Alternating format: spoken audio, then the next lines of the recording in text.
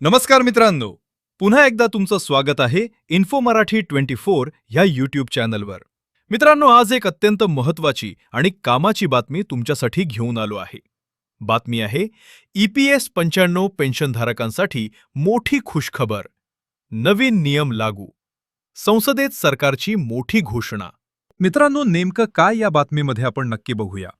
पण त्याआधी जर तुम्ही आपल्या चॅनलवर नवीन असाल तर चॅनलला सबस्क्राईब करून बाजूला दिलेल्या बेल आयकॉनला नक्की क्लिक करा. व्हिडिओ जर कामाचा आणि महत्त्वाचा वाटला तर व्हिडिओला लाईक करून आपल्या मित्रपरिवारासोबत नक्की शेअर करा. नमस्कार मित्रांनो, EPS 95 पेन्शनधारकांसाठी मोठी अपडेट समोर आली आहे. केंद्र सरकारनं लागू केलेल्या EPS 2026 योजनेबाबत संसदेत महत्त्वाची माहिती देण्यात आली आहे.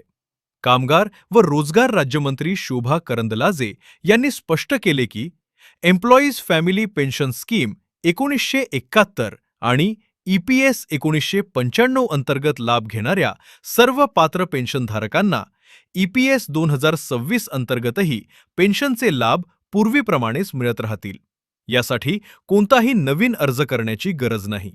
नवीन योजनेत पेन्शनचे सूत्र, कर्मचारी आणि नियोक्त्याचे योगदान तसेच किमान पेन्शनमध्ये कोणताही बदल करण्यात आलेला नाही.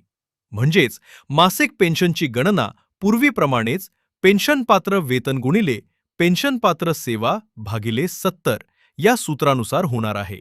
मात्र दावा प्रक्रियेत महत्त्वाचे बदल करण्यात आले आहेत.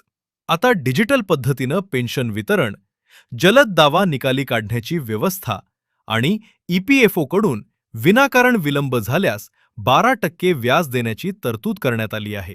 एकूणच EPS 2026 मध्ये विद्यमान पेन्शनधारकांचे सर्व हक्क सुरक्षित ठेवण्यात आले असून सेवा अधिक पारदर्शक आणि जलद करण्यावर भर देण्यात आला आहे.